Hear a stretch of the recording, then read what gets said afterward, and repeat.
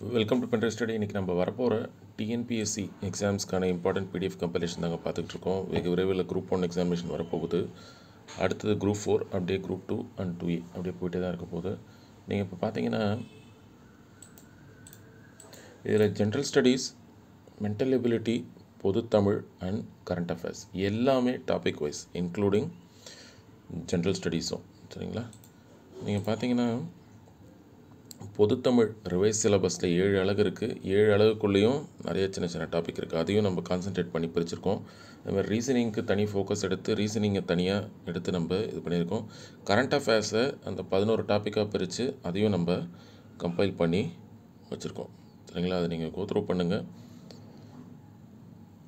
ஆக்சுவலாக வேர் to ஸ்டடியை use பண்ணி school புக்கை படித்தா தான், ப்ரீவியஸ் இயர் கொஸ்டினை படித்தா தான் எஃபிஷியண்ட்டாக இருக்கும்.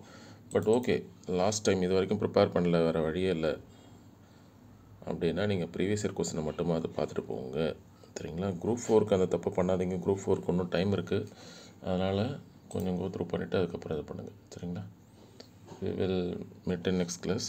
Thank you.